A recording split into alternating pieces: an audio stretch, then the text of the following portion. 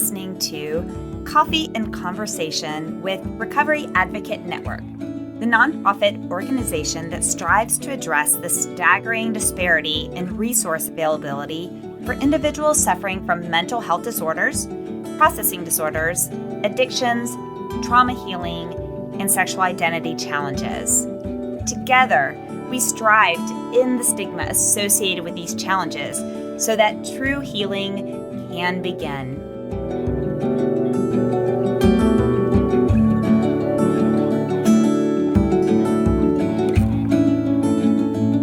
Welcome back to Coffee and Conversation with Recovery Advocate Network. I'm your host, Ange, and I welcome you to episode number 79. Now, this is part 2 of our series on eating disorders. So last week in episode 77, Kinsey shared her journey from healing from an eating disorder.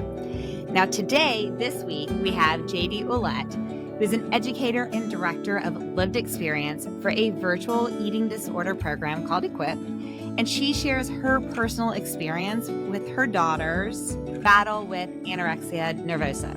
She also discusses her work in coaching families and providing evidence-based treatment. As a reminder, at the heart of RAN is the urgent need to support individuals dedicated to their recovery, but facing barriers due to insurance challenges. With your help, we are able to provide bridge grants to those needing, providing that crucial financial assistance to those in need. So remember, regardless of the size, your contribution is crucial to changing and saving lives.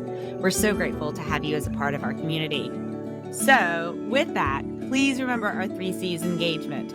The first C, click that subscribe, like, love, follow, and share button. Whatever it is on the platform that you're on, please go ahead and click it. You never know who you may share this with who really needs hope today. And also consider clicking on the link to our website, which is www.recoveryadvocatenetwork.org, and click on that donate button to be able to be a part of providing some of those bridge grants to individuals who need recovery. The second C is commit to staying for the full episode.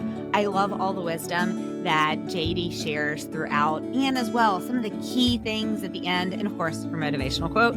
You will want to hear that as well. And then what's our last C? Well, of course, it is coffee. So fill up your coffee, sit back, relax, and let's get started.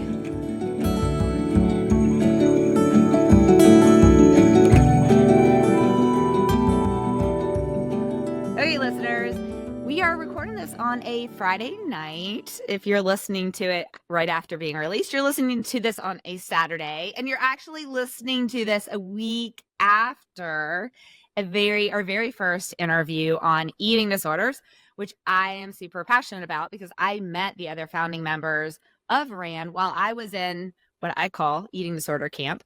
And so I've been dying to have some individuals who are willing to come on the podcast and talk about this very important topic.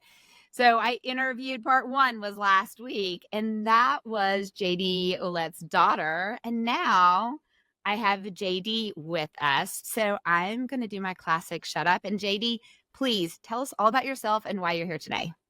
Well, thank you so much for having me. And I'm definitely proud of my daughter and the advocacy she's doing. So that's wonderful. So my name is JD. I live in San Diego. I am an educator by training. So my master's degree is in instructional leadership. And I taught high school. I've been married to my husband for be 37 years, August 1st. We have 4 children. Thank you. Kinsey is the youngest of our children. And the way I came to doing the work that I'm doing now, which is I have a private practice in coaching families who have someone undergoing an eating disorder, and I'm the director of lived experience for a virtual eating disorder program called Equip. And the way I came to doing this work was when Kinsey was 17 and a half, she developed anorexia nervosa, got sick very quickly. And we sort of last thing, I think a lot of people think this is the last thing we expected to have happen to us. were unaware how strongly genetic it was unaware of my mother-in-law's genetics. So lots and lots of stuff we've learned. But we were incredibly lucky to live in San Diego and have access to UC San Diego, which is the finest research and treatment facility in the world. And that led to us getting a lot of evidence-based information. And no journey with an eating disorder is easy. There's just not such a thing, and they're not short either. But compared to what most people go through, Kinsey lost relatively little of her, late teen years to the young adult years, and was able to be independent in her recovery, fairly quickly, as these things go. Still included, a couple stints in treatment and all that sort of thing.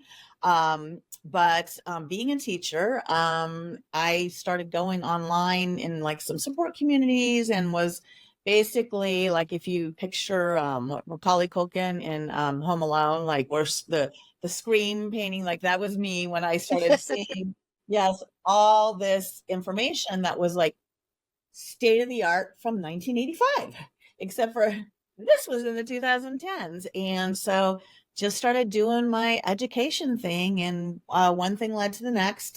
UCSD was sort of very gracious, and I think saw something in me. And so, do you want to come speak at this conference with us? You should go to this conference. And sort of one thing led to the next. And I was doing all this sort of avocationally alongside with my work in education.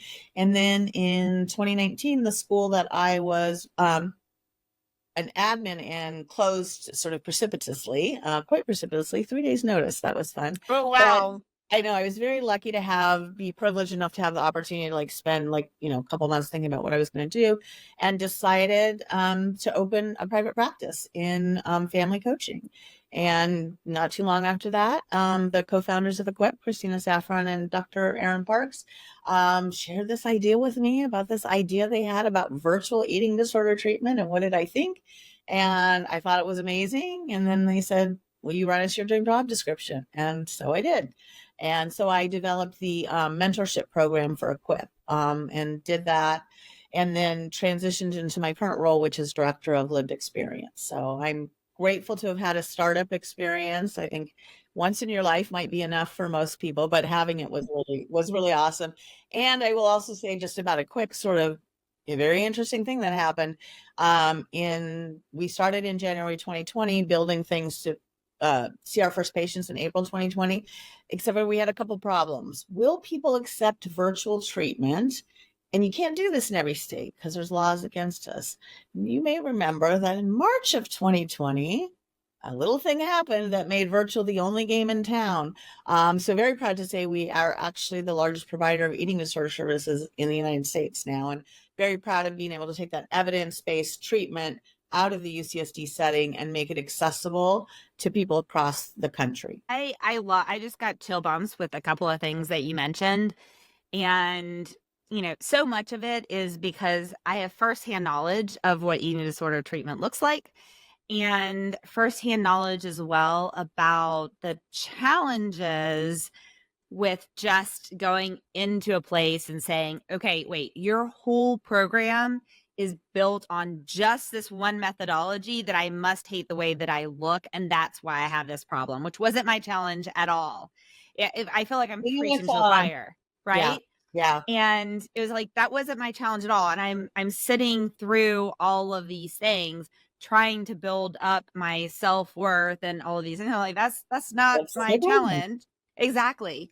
And it wasn't until I left and really started doing some of this work, my own research and things like that, that I started learning and really, simple books like Body Keeps a Score and things like that, started really digging into what those underlying problems are.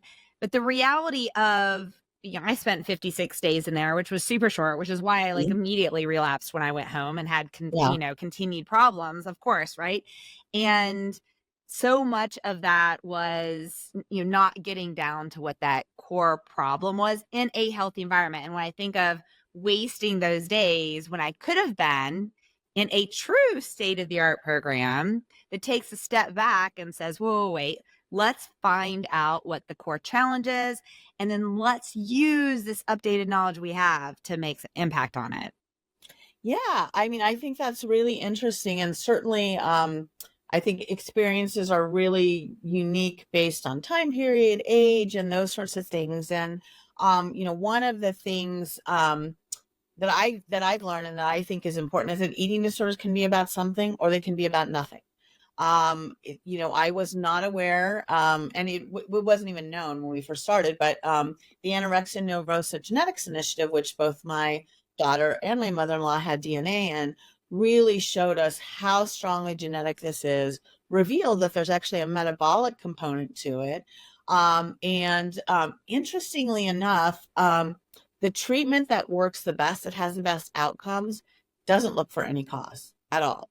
And that's not to Interesting. say that some people that don't go on to do other work, but I'll explain what Right. what means is, um, so first of all, and we know the most about anorexia because it's like, I hesitate to use this word, but it is kind of the media landscape it's kind of Yep. like, it's fascinating. It's, It's what people think of when they hear about an eating disorder, which also gives so many problems to anyone who has an eating disorder who doesn't look anorexic. Then they're like, and oh, you can't have an eating disorder. And not only that, low weight anorexia is the rarest eating disorder. Anorexia in a normal weight or a higher weight body is more common. And interestingly, they call that atypical anorexia, even though it's Yes. more common. So go figure.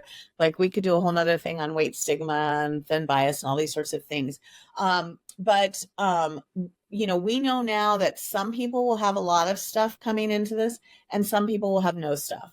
Most people will have some level of anxiety. That's pretty common. And, these are called a collection of things. But I know lots and lots of 8-year-old boys with anorexia who haven't even been on TikTok yet, haven't, all of those sorts of things. I have a friend they live on a ranch in New Zealand. So like, they're like in the Lord of the Rings, like beauty at Beauty. riding horses. And, he had Norwalk virus. So he developed a negative energy balance, which is a common trigger, which is a trigger for anorexia. And at the same time, they were doing, nutrition education school, which was very good food, bad food, right? And the temperament profile of someone prone to develop, particularly anorexia, right? Super high achieving, all of those things. I want to do the right thing. I'm really good at hard work. I'm really good at practice, all those sorts of things. And so the combination of that negative energy balance and then him like, no fat, no sugar, let me exercise for 8 hours a day. And he was very, very sick very quickly. And in fact, was unable to swallow his own saliva because he was terrified of it. And he would Wow. spit into a handkerchief.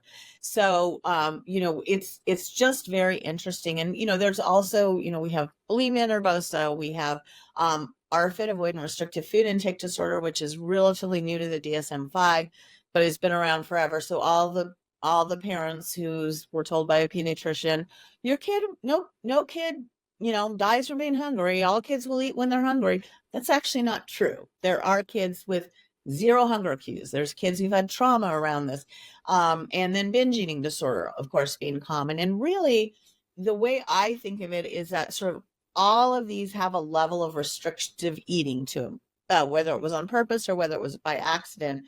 And then it's your brain wiring. How does that express? How does that negative energy balance and that restriction, which again, sometimes it's very interestingly, there's a lot of eating disorders in Mormon kids when they go on missions because they're often going to a country where the food is incredibly foreign and they don't eat the food and then they lose weight. And then I have a friend who's very involved in that advocacy. So I think what you said about personalization is so important, because it's what that piece of it, what is it sort of for you, right? Yes. Um, Yes.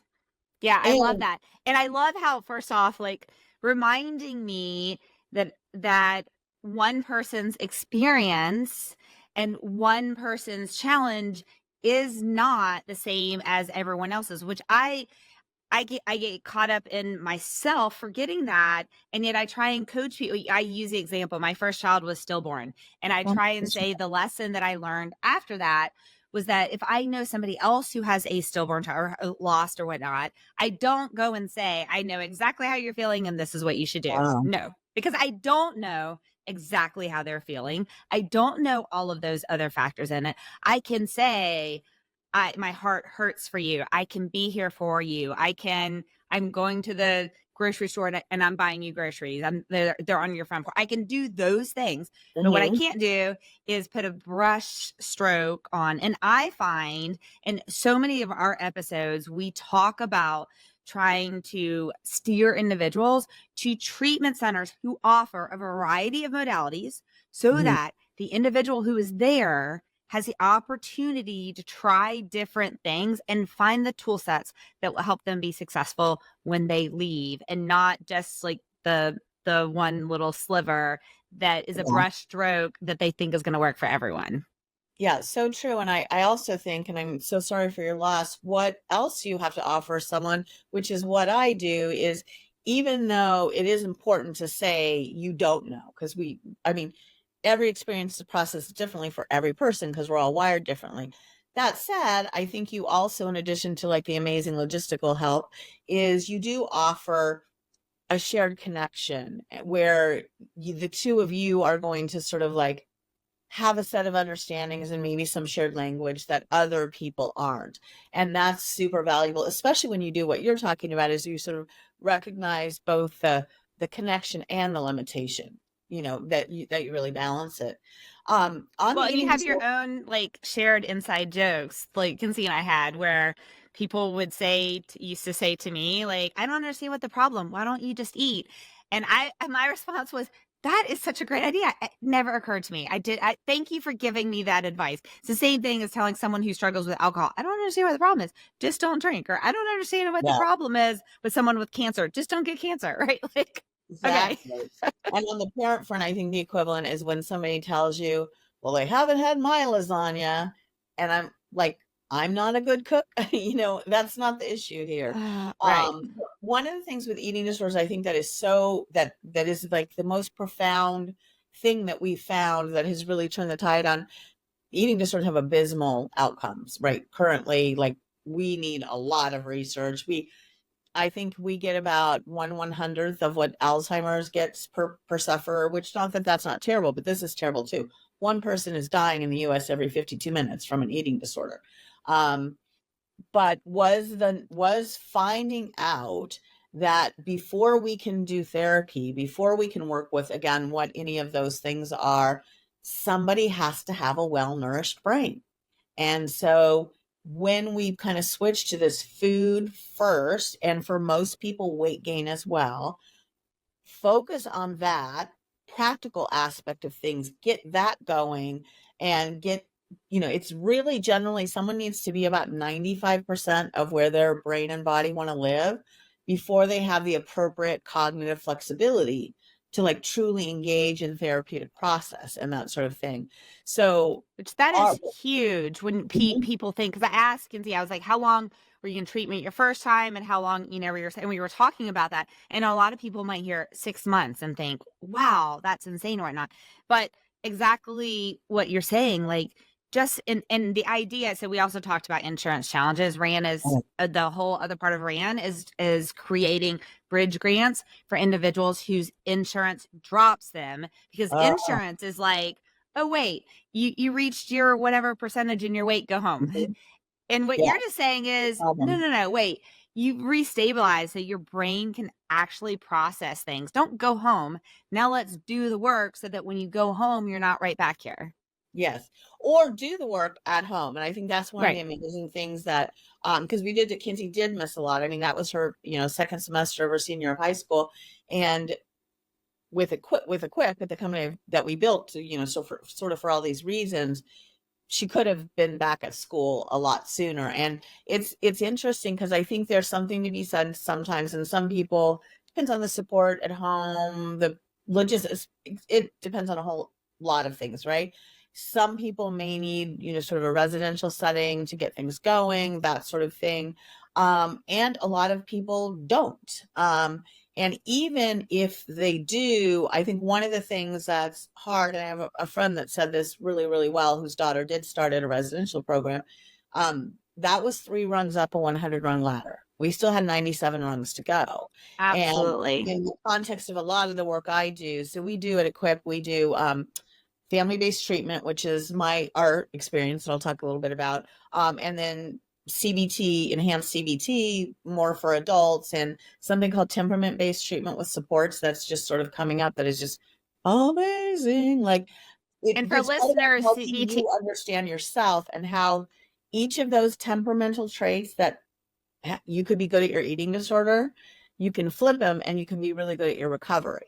And when you have someone skillfully bringing that out and sharing it with your support circle, magical things happen.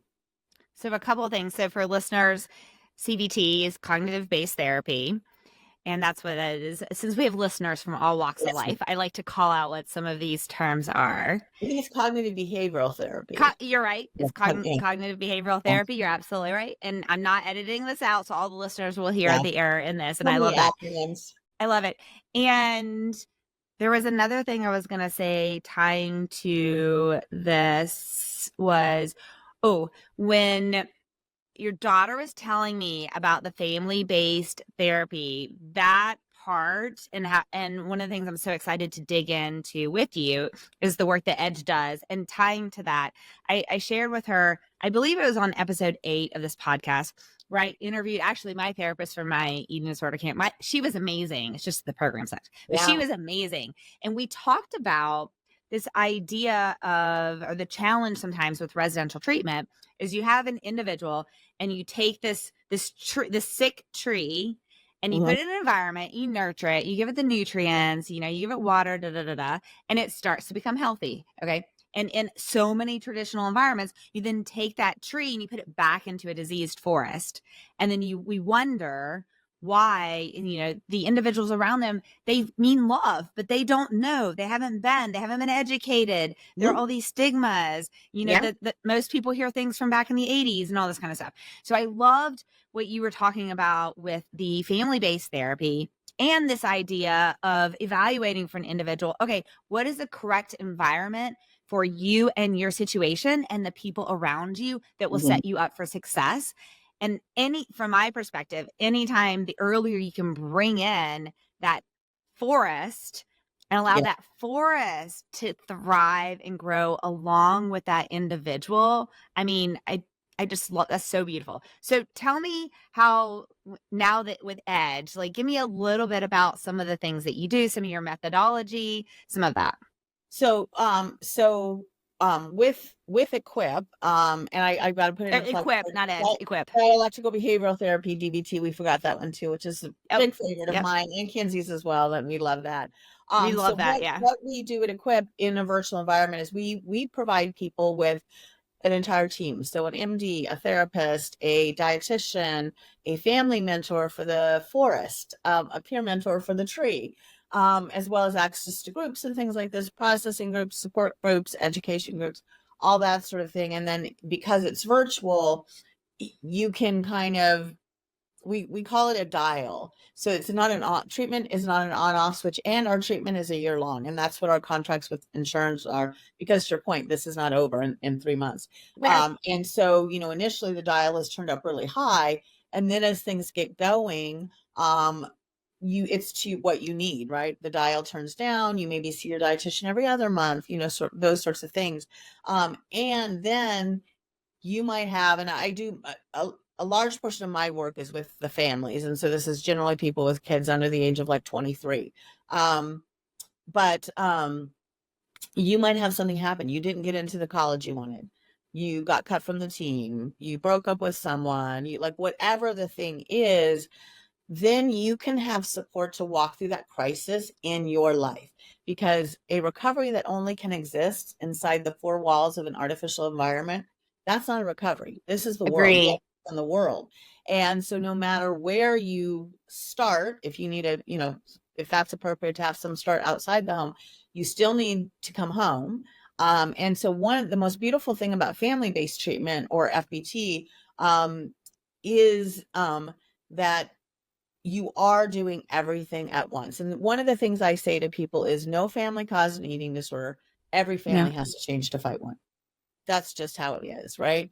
And sometimes I get pushback from some people who, well, what if the family diets and is in diet culture and diets a lot and all that. I'm like, you mean, what if they're like normal Americans and Western Europeans?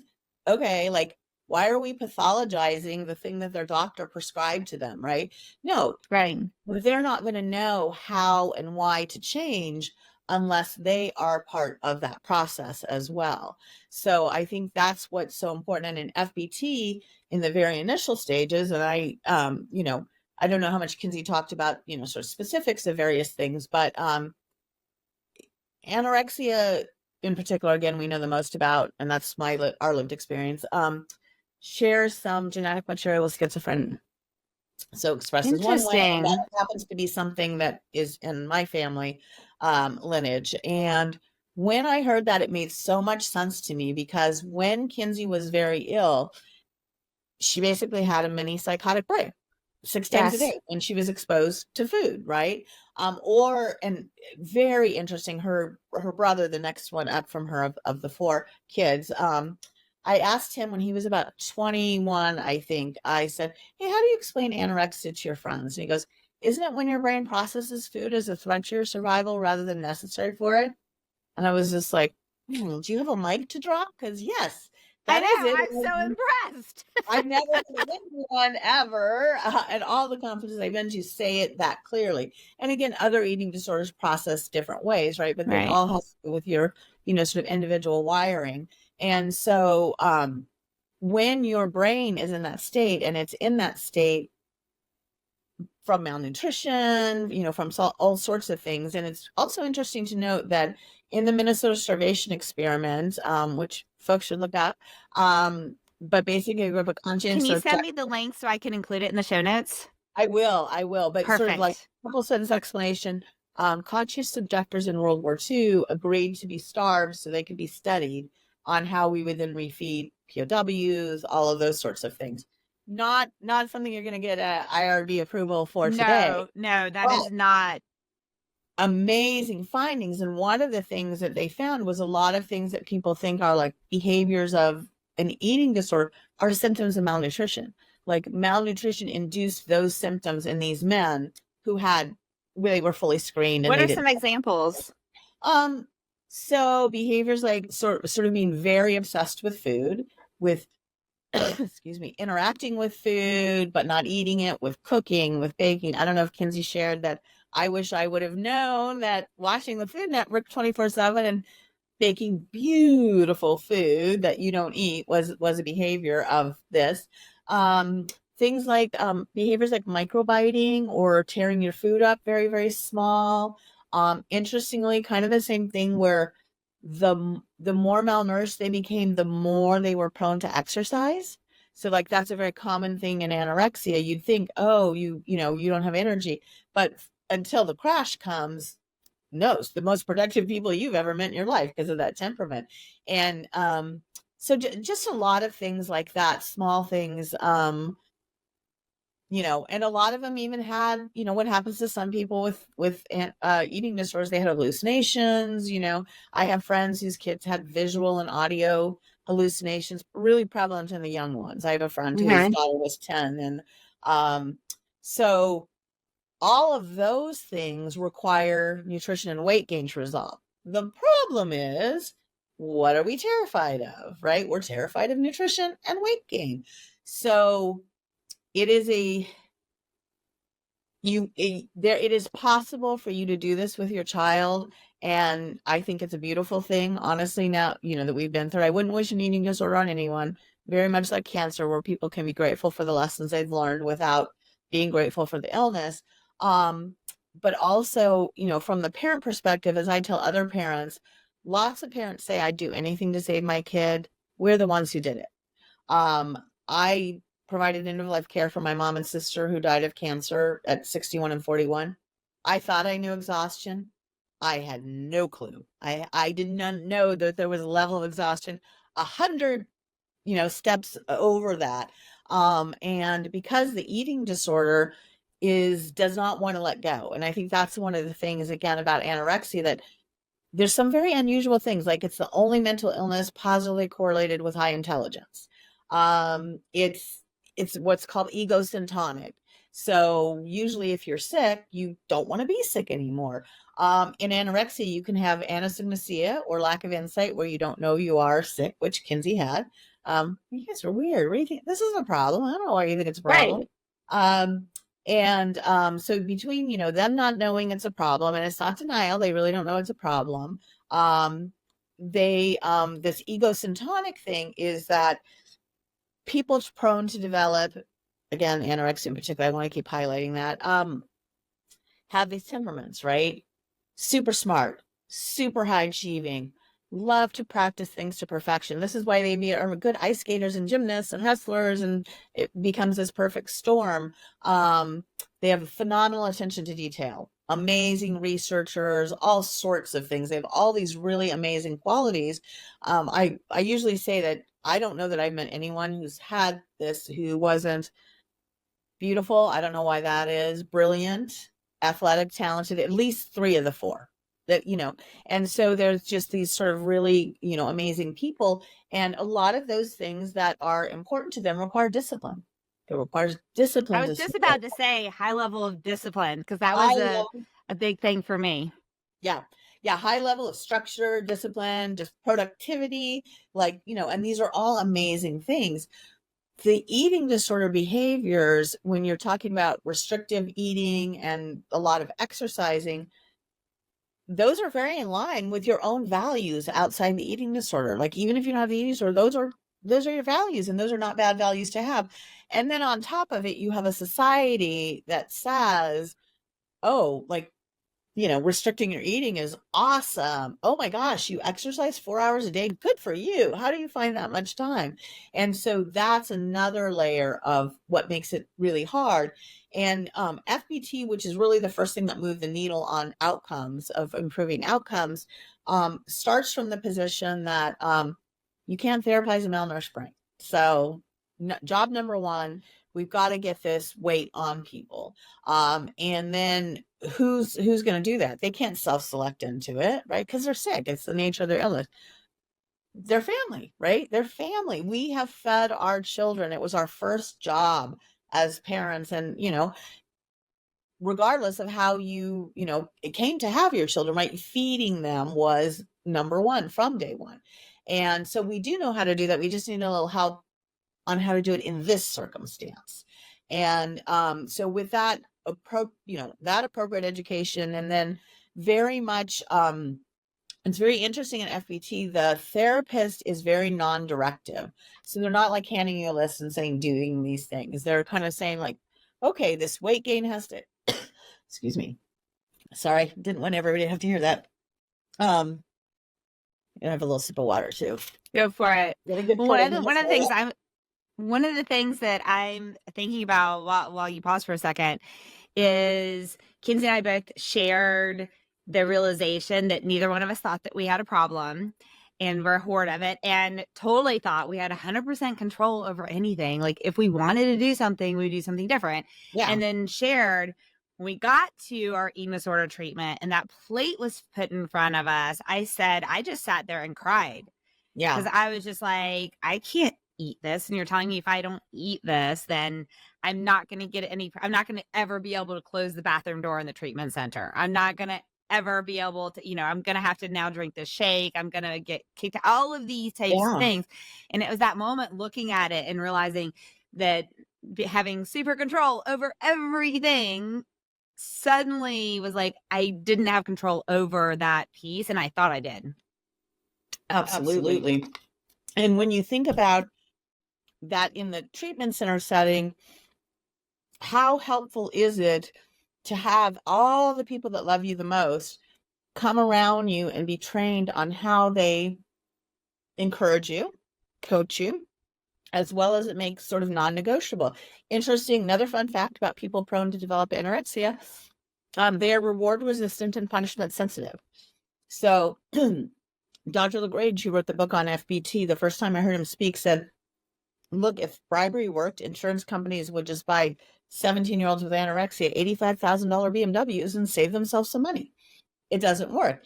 And UCSD has done research into this, and the way this reward resistant punishment sensitive has been defined was they gave people with history of anorexia active anorexia, no history of eating disorder whatsoever, $20, put him in an MRI machine to do a functional MRI, and then had him play a game of chance.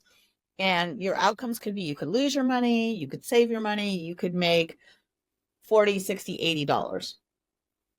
The people who were predisposed to have anorexia were happier to save 20 than anyone else was to make 80. And so as Totally a parent, makes sense to me. Yes. super, super, super counterintuitive as a parent, especially if you're an educator like I was, and you're, positive reinforcement, all of that sort of thing, and modern parenting too. Like, just most of us want to be collaborators with our children. We don't want to be, we're not authoritarian, most of us. So then it's really hard when you're like, no rewards work. What do I have to do? Well, you have to put in play the things that they are more afraid of losing out on than they are of keeping their eating disorder. Very often that's school, sort of things like that. And so you've got to do this combination of things, and you've got to, even when you're using leverage, it has to be done from a place of real compassion and love, and a framework of, life stops until you eat, because if you don't eat, life will stop. And Right. so eating is more important than school. Eating is more important than that. And, I think, as I was saying too, that for a lot of us, our kids have hypermetabolism. And I mean, this happens to adults too. And so it's not even that you just need to eat regular. You need to eat, in Kinsey's case, 5,000 calories a day. So you don't want to eat any food, and you've got to eat 5,000 calories a day. Like, that's not going to be something where there's not conflict and trauma and, other things involved. However, if parents are brought in and taught, these are some concrete skills you can use, things from dialectical behavioral therapy, from emotion focused family therapy. There's a formula we use at Equip we call it loving and firm, so it's easy to understand. But if your kid says something like, they come down and they look at their breakfast and they're just truly beside themselves, and you can see, I mean, in Kinsey's case, her eyes would change, her voice would change, her posture would change. And I don't know if she shared that she's 7 inches taller than me. So, and I joke, I'm actually the original hollaback girl. So, yeah, I'm not up to any kind of a fight with someone who's 5'10", or anybody who's 4'10", as a matter of fact. But so to, first of all, be able to present it. So you take someone, okay, they don't want the breakfast. It's a big breakfast. They just panic, right? It's fight, flight, or freeze. And it's very, it's not an intentional thing. It's a reaction. It's like Exactly. a physiological reaction, just like it was any other, a bear walked up at you. It's the same kind of thing. And so then you, as their support person, need to be able to say something along the lines of, it looks like the thought of eating this breakfast is really upsetting to you. So you're sort of labeling what's happening. And I always tell parents, you never say, I know, or I understand, to a teenager, because if you remember being a teenager, that adults don't know. Exactly. So we don't need another conflict on top of the conflict we're going through. And then you say something like, and that makes sense. And then you affirm it with some love. I'm going to be right here with you. And then you add that firmness. And this breakfast needs to be eaten before we leave for school. And, so if you can do that, I can see this is really hard for you and you're really upset right now. Makes sense. I'm going to be here eating with you. And it's part of treatment. We have to do this. And you kind of just keep repeating that, right? That gets you through. I tell parents from your end, it makes you less exhausted, because most of us come into this thinking we just must not have found the right thing to say. Like, these are smart, logical, and like really awesome people, and very often they're kids that we never had to parent. Like, we're like, it's our first time, they were so good. And so it really helps for parents to know, it's not that you don't know the right thing to say, there isn't one. So in the absence of that, how do we get through with the most supportive, loving kind of environment that we can? And that's sort of having some skills, having some scripts, staying calm, figuring out what you have to do to yourself, breathing exercises are for everyone, all of those sorts of things. And as time goes by and their brain clears, people worry that FBT will ruin their relationships, because there are times, those were the worst days of my life. And I don't know that she remembers the very early days. She said she doesn't. Yeah. So it's a weird thing. The worst days of my life that we shared, she doesn't remember. But you get through, you keep going and putting one foot in front of the other with that. And then when their brains clear, they're like, whoa, thank you for doing that. I'm going to let you talk for a minute. Go for it. And, I was thinking about just from my experience, the perspectives that are harmful from my experience are this perspective of, well, they're so smart and they're so successful. If they really want to heal, they'll just eat their food, because they know they've read this paper, they know the stats. If they really want to, they're so smart. So maybe they just want attention, or they're just trying to be difficult for some other reason or whatnot. And I know from my experience and my perspective, that was not the case. I developed mine from, specific childhood trauma things that taught me lessons when I was really young. And I used that as a coping mechanism when I was in another situation. And it had nothing to do with seeing stats and seeing any of this stuff. And so I think the beauty too is that one of the things is, and I feel confident you'll relate to this, is I feel, first off, that Kinsey was so blessed that she got help so early, so quick, and so early on, and that you guys were all in. And her experience in that, and then her going and that kind of thing, is not an experience that I heard from my other friends in treatment. It was a very kind of unique experience, which I think is amazing. So can you talk a little bit about two different things? One, can you talk about struggles and how you might do coaching for someone in a family that needs to get their child in there and they're trying to, or needs to do some type of treatment, okay? Not just residential or anything. And then secondly, what kind of struggles do you or do you not have with insurance coverage to cover to an area to where those people can actually heal and live a full life? So the insurance thing, you are not wrong. It is so hard, right? And it's actually, that's again kind of one of the origin pieces of Equip, is we actually early on partnered with an insurance company, because one of our things is it costs you less money than a residential center, right? So we can give you better treatment for a longer period of time in a way that changes the environment, so the environment continues to be supporting as the healing continues, for less money than someone coming in and out and in and out and in and out of a residential program. A little bit of the Wild West in terms of just accountability and quality and things like that.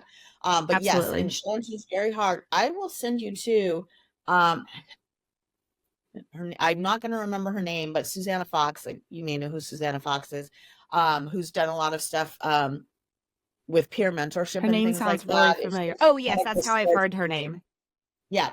It had shared with me a source, and I'll share it with you. And it's a mom who was fighting for her son's mental health coverage, put together this incredible playbook about what you can and cannot do. But yes, it's the insurance is hard. Now, some of the things I do tell people, sort of practical things that I think sometimes people forget, and not all that works on an emergent basis, right? But it can be a lot easier to wait till open enrollment if you're in a marketplace state and buy your kid a plan. Forget your work, like we're geared into work. It's insurance to work, insurance to work. You can get a supplemental plan. You can get a plan off the marketplace. And if you're paying $500 a month for that and saving $45,000 a month on a treatment center, well worth it, right? So I really encourage people to get creative about things like that. You have to kind of look, like, if you know that you want to go to a specific place, find out and see what insurance they take, all of those sorts of things. Get a case manager, and don't ever forget the case manager works for the insurance company. But I will say, and Kinsey may not even be aware of this part of our story, but our insurance was amazing. And sort of to your point about the early intervention, we have the best, most seamless story of anyone I've ever heard. And again, still not short and still not easy, but amazing pediatrician who was educated, knew where to refer, insurance company that was supportive. I mean, they used to say to me, who do you know at that insurance company? They cover 10 days at a time for you. And most of the time it's 3 days. So every 3 days, the treatment center is having to beg for 3 more days. There's like a whole system, just the people that beg for more coverage, right? And to add to that, because we've talked about this a lot in the podcast, in my experience in treatment and places, and the place that I was at, all the insurances basically were also on that 10-day cycle. And yet still, the whole reason RAN was founded is because several of us were drinking coffee at this treatment center, and Sarah was suddenly gone one morning, and we're like, where did Sarah go? She was only halfway through. Well, her insurance dropped her yesterday at her 10-day review. And so she had to immediately book a plane ticket, cross country, and leave, not prepared. And so and exactly. And it's even more traumatizing. So it's hurting her recovery even more. But it's not just hurting her recovery.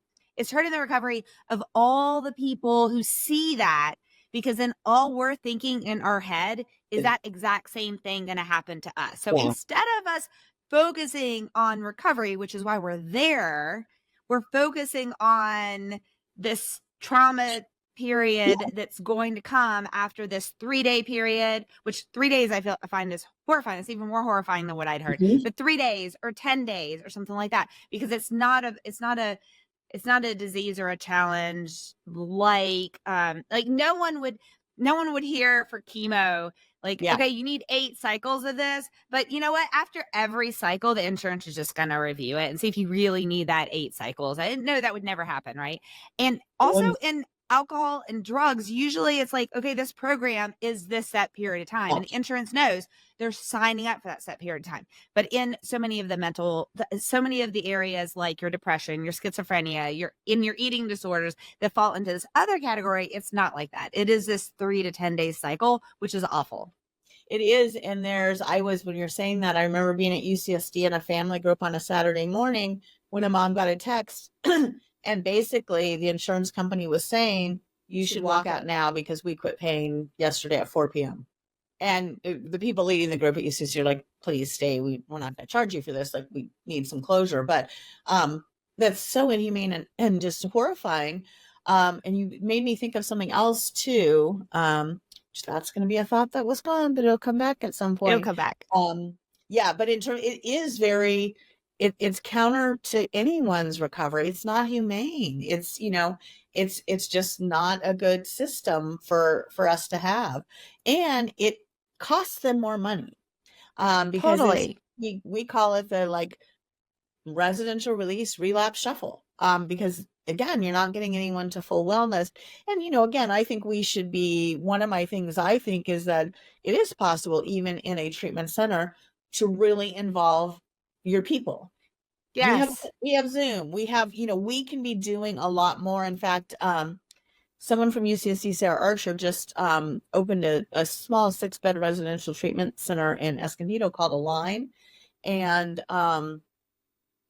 it's like family education every day, even though the parents aren't even in that same state. And then when the kids are ready to go home, they come for 2 weeks. And so you're doing that transition, that sort of thing, which is, it's so important. The other thing that really frustrates me is, if someone has diabetes and they have to go in the hospital and it gets all cleared up, but then 2 years later, something happens with their diabetes and they have to go in the hospital. Nobody says, well, you're treatment resistant. We're done. We're done. We gave you one try and you got sick again. Well, there you go. We're done. Right. It doesn't make any sense whatsoever. And it is inhumane. And I think one of the aspects of eating disorders, I think regardless of how you develop them, the eating disorder itself is telling you that you're worthless. that it's giving you a lot of super negative messages about yourself. So then that feels pretty, I'm feeling pretty worthless if the insurance company isn't even letting me get treatment again, or, all of those sorts of things. And I did want to say on that point too, whenever I'm talking to people about figuring out their insurance, I'm always like, try and get the name of the person who reviewed, the person who's denying your claim, the peer-to-peer reviewer. Because I've actually, with a group of women, we did a lot of this a few years ago, a lot of this advocacy. We got coverage on Twitter by getting the name, and they try and be really close with it, but sometimes you can figure it out. Going on LinkedIn and going, really, a nephrologist who graduated from medical school in 1955 and is like 92 years old right now is denying eating disorder treatment. Where does that expertise come from? And we would start tweeting, and I would actually start. This is one of the ways I ended up kind of getting a name, was I would say, hey, insurance company, I'm live tweeting the lawsuit. So there will be nobody will be able to say you didn't know all the facts of this case. We actually got one family got $70,000 back from their insurance company with us doing that. But the other thing is, as I said, ask for a case manager. Don't forget the case manager works for the insurance company, but if that case manager, if you can really get them on your side, and I encourage people, like, of course, everyone working is busy, right? You don't want to go on for 2 hours, but personalize it, make it personal, Yes. make them care about you. So build that They see you as a human. connection. And they see your kid in all their reality and all that sort of stuff. I had a friend everything was getting denied, and her daughter had been sick for a while, and she sent a letter with her daughter's picture, and picture with her dog and her brother, and a poem she wrote when she was in second grade, and was like, this is the person you're saying no to. And it really did change the dynamic of everything. So I'll share that playbook that was so good. And yes, Susanna Fox's work on this is really important in how we can support each other as peers too. I think that's just one of the new things, and one of the really great things about at Equip with our teams.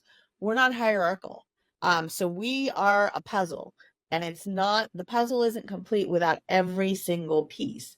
And so the insights, I have the lived experience with families, valuable insights. The peer has their own experience with an eating disorder, valuable insights, right? The therapist knows therapy, the dietitian, and we all work together and we all learn from each other. And I will say, I have been just sort of blown away and gratified. I work with a lot of people with really high level PhDs from Ivy League institutions. And the ones that almost immediately say, wow, I just learned more from you than I did running a center, right? Because people haven't listened to families and their experiences of this, or patients and their experiences of this, sort of this, we know what's best for you. And if you partner together, right? I've learned a lot of things about therapy I had no idea that are super, super cool. But I also had the experience of, because I'm involved in some global communities, I mean, I literally have known 10,000 stories of people with eating disorders and things like that. So I've had clinicians be very baffled by a behavior, and I'm like, oh, I could call 20 people right now who can do that, right? And because maybe they don't exhibit it in the setting with you, or those sorts of things. And so when you have that amazing humility from academics and high level people learning from each other, it really it elevates everything that you're doing and what you can offer people. Well, and I want to tie back to the peer piece of it. I did a 2-part series with Jeff Breedlove. We talked about peer-to-peer support in mental health and in addiction, and getting peers into the hospitals to work with individuals, and how valuable that was. And I shared with Kinsey, because she's super passionate about the peer part as well. And I said, one of the challenges when I was in treatment were so many of the people who worked there had never had an eating disorder. And it was so clear in the comments and the things that they said. And so when I think about the peer-to-peer part, I actually think in your instance, it's helpful on the two sides because you are a peer-to-peer to those other moms. And because you have been there where they're at. So you're much better to be talking to that mother than, somebody who's never been in those shoes. So you're like the Yeah. ultimate peer to peer for the moms.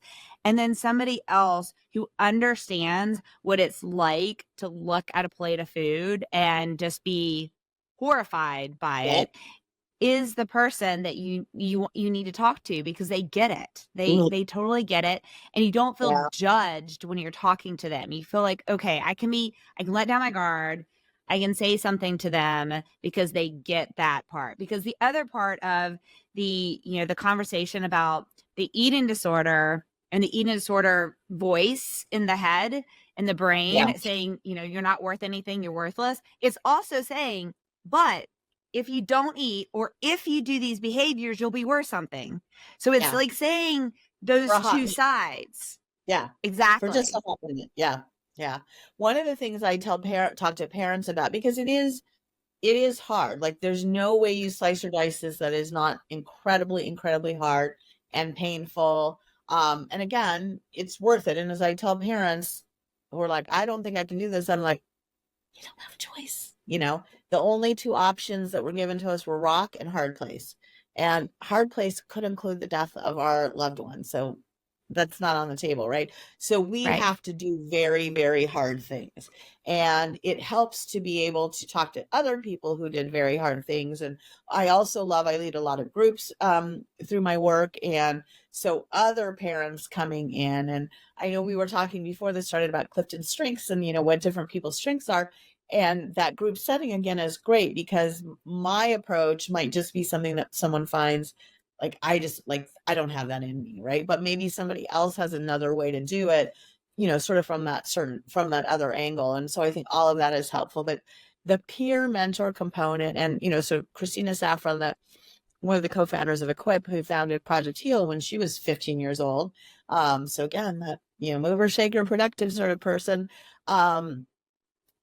There was a peer that helped her, right? And that's how this all sort of ended up with involving peers and our peer mentors. I will never be able to rave enough about these folks. And I tell people I'm super lucky. Like before I left the mentorship department, I'm like, I manage like a whole team of 18 to 30-year-olds and a whole team of 45-year-olds up, right? It's just like a very interesting thing.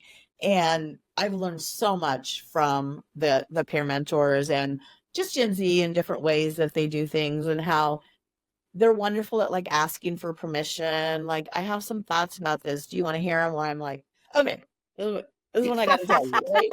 Here are my And thoughts.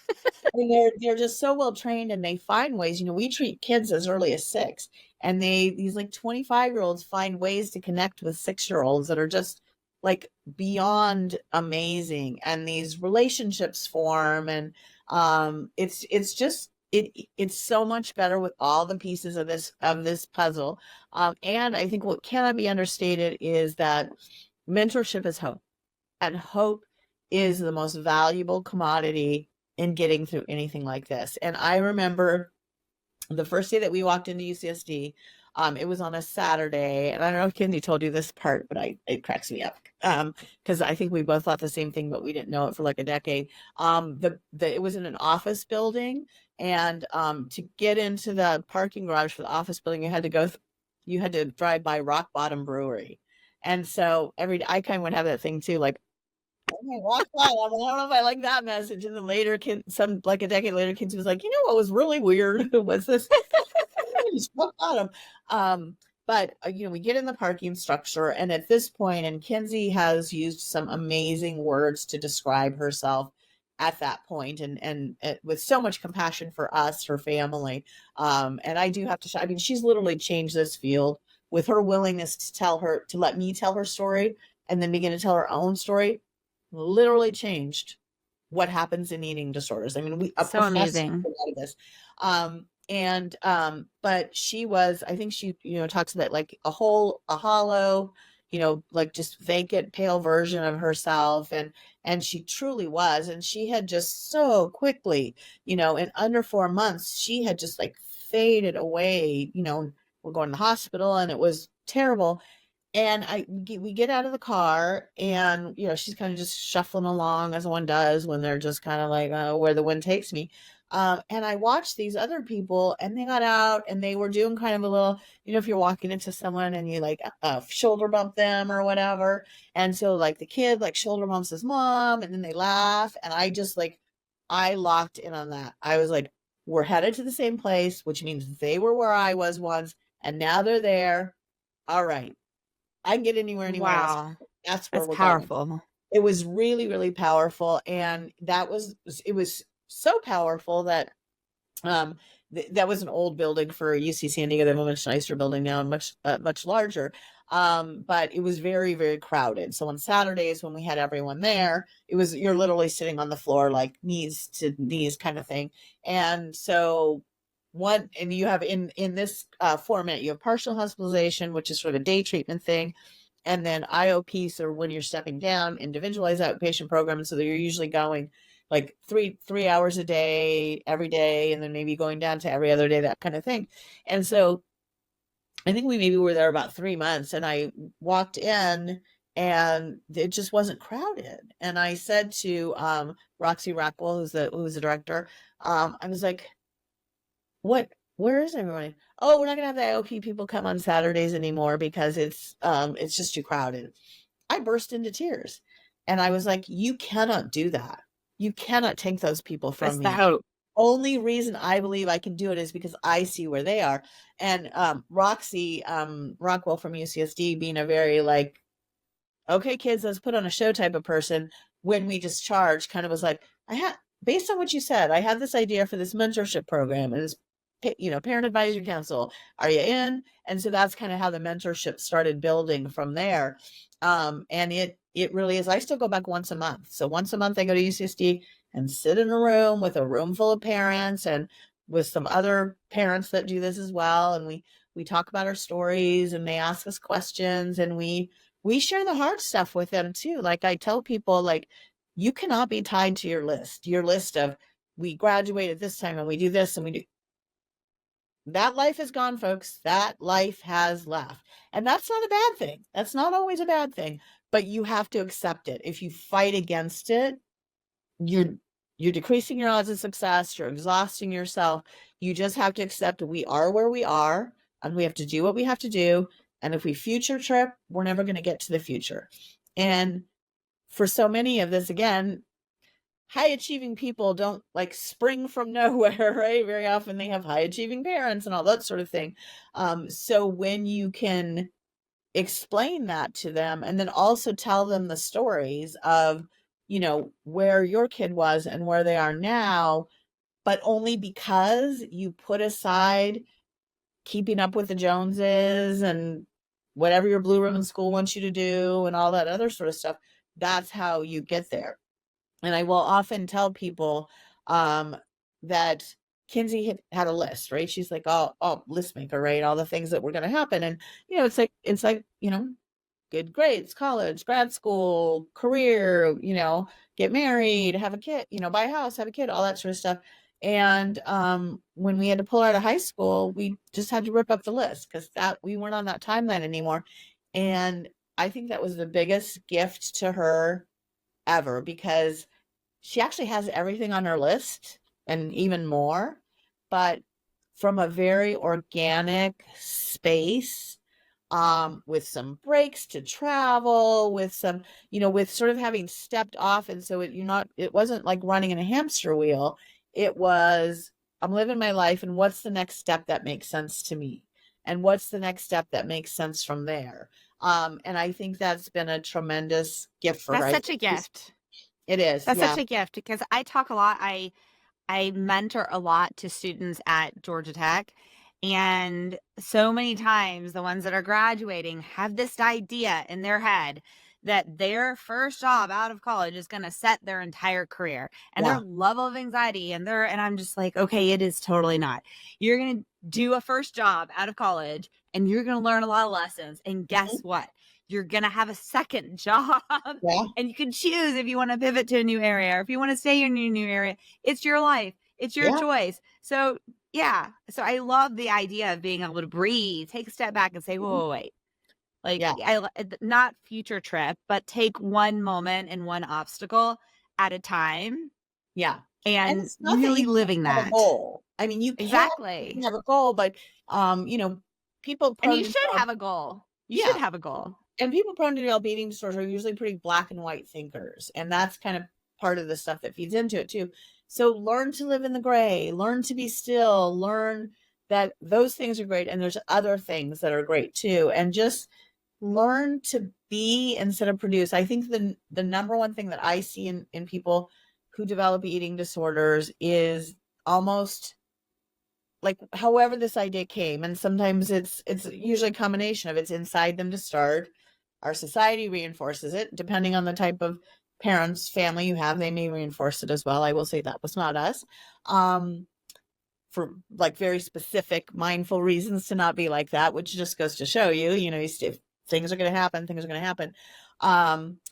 But to learn that you are worthy because you exist and you are not worthy because you produce, that's great. But even if you do nothing but sit here, you're worthy.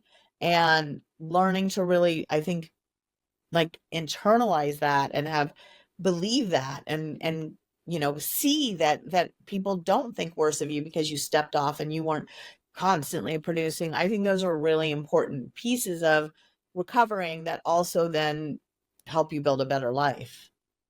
I love that. Okay. So JD, is there anything that you really hoped we would, two things, three things actually. First, is there anything you really hoped we would cover that we haven't covered is one. Two, please tell the listeners how they can contact you and find out about Equip and all of that. And then we'll close up with your favorite motivational quote. So first thing, is there anything that you really hoped we would cover that we haven't covered or any other piece of advice you would love to give if someone's listening to this, they're struggling or their loved one is struggling, or are there any, tidbits you want to end off with? Gosh, that's a hard one. I'm probably gonna do more than one, but one of the things I Go for can it. say is that diet culture influences eating disorders, but diet culture is not eating disorders. They're very separate things, and eating disorder are not some kind of diet gone bad or people just don't know when to quit. It's a very separate, specific thing. And also diet culture sucks and we should all rid ourselves of it. So that's one thing. Amen. I think that the other thing is that you have to recognize doctors get an hour of training on eating disorders, an hour of training. And therapists don't get much either. I don't know if Kinsey told you this, but through her stuff, she's the one in supervision going, I think you should screen for an eating disorder, right? So don't just assume because a doctor says it's okay, it's okay. The National Alliance for Eating Disorder Awareness did something that was probably about 10 years ago where they sent people with very straightforward eating disorder presentations, like I'm going in and I'm telling you, I exercise this many hours a day, I eat, an apple, whatever. And almost 3/4 of the time, the diagnosis was missed or celebrated. Wow, I wish I had your discipline, right? And I just say that, and I'm not like dissing anyone's pediatrician. They have a lot to learn, but they are so focused on the obesity epidemic that they are missing eating disorders right and left. And eating disorders can occur at any size, even anorexia, but often some change in the growth chart is an indicator. And, don't assume that, well, they'll let me know if anything's wrong. Like, take some of this on yourself to learn about it, because this is an important thing that happens to a not small percentage of the population that has a 4 to 5% mortality rate. And, and there's places to learn and things like that. Feast Families Empowered and Supporting Treatment of Eating Disorders, a great place to start for anyone, but clinician, parent, anyone. You'll really find great evidence-based information there. So and then I think in that also recovery is possible. That it is not, I think you hear a lot of people say, I hear this all the time, well, it's just something you have to struggle with for the rest of your life. that may be true for some people, but a lot of that is from a very old paradigm, and also a paradigm that did not include adequate weight restoration. And so you don't have to struggle for the rest of your life. There may be other influences, but you can manage your risk, but that's not the same as struggle. So I think those things. Number two, I can be found I have a website, jdouellette.com. So it's JDOUELLETTE.com. So you can look at that there. Equip, all things equip.health. Lots and lots of information there, including an eating disorder screener. So I think those are really great, sources. And I've got posts that explain things about basics about eating disorders, and Equip, obviously a huge font of information along with a screener, right? And it doesn't hurt to get screened, right? If you have any doubts, is this disordered eating? Is it an eating disorder? I don't know. Find out, because if it is, and even, disordered eating requires help, but a different, this is sort of even more serious. So I think those things are just really important. Especially parents, it's probably not a phase, right? And even if it is, again, get it evaluated. Just get it evaluated. And even if it is a phase, then you learn the tools to be able to say, like, I'm shocked at the number of parents that don't know that they can make their kids eat breakfast. Like, one of the reasons I think Kinsey had a later onset was in middle school, when all the girls quit eating breakfast, and she's like, I'm not gonna eat breakfast. I was like, excuse me, what? No, we don't do that in this house, right? And so we're weird about food. And then we have, it's just, food is weird in America. And maybe the one other thing that maybe I want to say on that whole what do I want people to know point, food is fuel. Yes, it is community, it is love, it is culture, it is celebration. It is so much more than fuel. And life is better when you have access to all of that. I mean, just look through history. It brings us together. And it's okay to, want a cookie, even though you just had whatever, I always tell people, like, flexible eating is you had dinner, but then the neighbor brings over a cake they just made. And you're like, that looks delicious, I'm going to have some, right? So food for all its reasons, right? And exercise for joy. That's why we should move our bodies. It's great to move your body. It's joyful. It's wonderful. It's not a punishment. It's not a compensation, right? But we just have to get out of this, the way we're locked in, and think about that. So those are a lot of little wrap-up points. And then my favorite motivational quote is, and it's right over here on my whiteboard, never doubt that a small group of thoughtful, committed citizens can change the world. Indeed, it is the only thing that ever has, which is Margaret Mead. And I think for the first time I ever heard that really resonated with me. And the solution to every problem starts with someone deciding, I'm going to find a solution. And we can do it, and we can do it even better together. I absolutely love this. This has been so amazing. Thank you so much, especially with allergies hitting you as you Yes. I did great.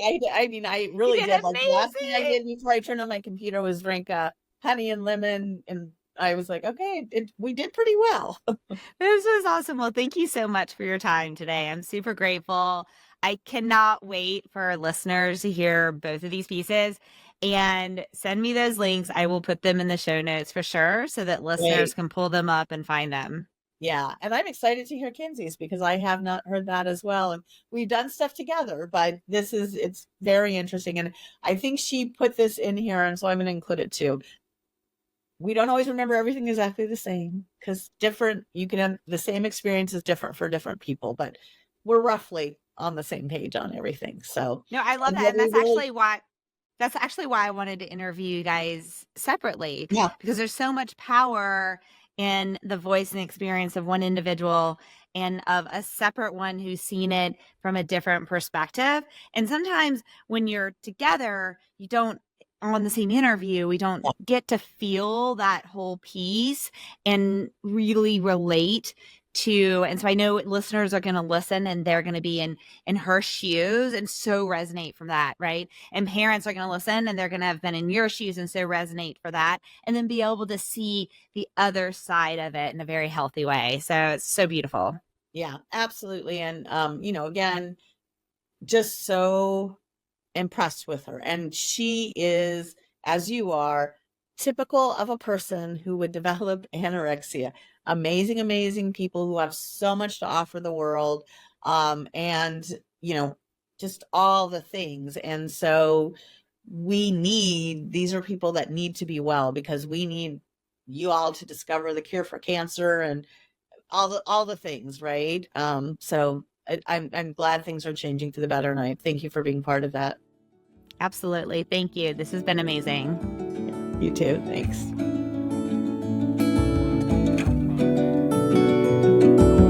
Thank you for joining us today with your coffee and conversation. We hope you've been encouraged and learned something from today's story. To learn more about today's guest, please check out our show notes for more details. Now it's time to remember to like this episode, subscribe, and turn on your notifications to ensure you do not miss future episodes. Recovery Advocate Network envisions a world where individuals with mental health challenges receive comprehensive and effective treatment without the worry of financial burdens to themselves or their families, all without the stigmas often present in society. We are proud that every individual worked with RAN does so on a 100% volunteer basis. You can support the mission by making a financial donation via PayPal or Venmo, or email donate@recoveryadvocatenetwork.org if you would like to donate items for our next fundraising auction. Please visit our website at www.recoveryadvocatenetwork.org to learn more. Now, stay in the loop about upcoming events, future episodes, and more by following us on Facebook, Instagram, Twitter X, TikTok, LinkedIn, and all major podcast platforms. As a reminder, the experiences and advice expressed in this episode are the host and guest's own personal stories and do not represent the opinions of any organization mentioned. RAN is passionate about opening the doors for all voices and experiences, not just those expressed in any particular podcast. If you want to share your experiences or expertise, we encourage you to be a future guest by emailing us at podcast@recoveryadvocatenetwork.org or submit a blog by emailing blog@recoveryadvocatenetwork.org. We also encourage you to comment on the episode so that we can continue to provide content that is most beneficial to the community. How do you do that? Visit our website at www.recoveryadvocatenetwork.org, and in the top right corner, click that comment button and comment.